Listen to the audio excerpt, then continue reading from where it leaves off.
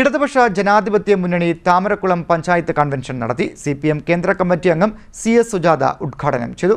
ഇടതുപക്ഷ ജനാധിപത്യ മുന്നണി താമരക്കുളം പഞ്ചായത്ത് കൺവെൻഷൻ നടത്തി. CPM കേന്ദ്ര കമ്മിറ്റി അംഗം അഡ്വക്കേറ്റ് CS സുജാത ഉദ്ഘാടനം ചെയ്തു.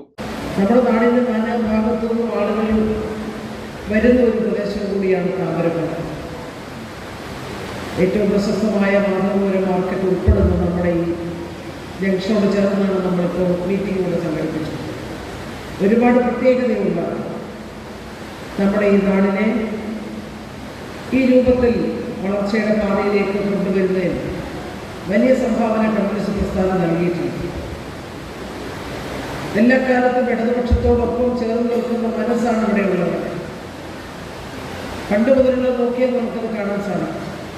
സംസ്ഥാനത്ത് LDFന്റെ നേതൃത്വത്തിലുള്ള പിണറായി സർക്കാർ തുടരണമെന്നും തദ്ദേശ സ്ഥാപനങ്ങളിലൂടെ വികസന മുന്നേറ്റം സൃഷ്ടിക്കുവാൻ LDFനെ കഴിയുകയുള്ളൂവെന്നും സുജാത പറഞ്ഞു. CPI ജില്ലാ കൗൺസിൽ അംഗം N രവീന്ദ്രൻ അധ്യക്ഷനായി. LDF നേതാക്കളായ Jennis Jacob, K Raghavan, A Mahendran, G Rajamma, B Binu, KN Sivaramapillai, J Ashok Kumar, PA Samad, R Shaji, Binos Thomas Kannad, B Prasannan, S Ashkar തുടങ്ങിയവർ സംസാരിച്ചു.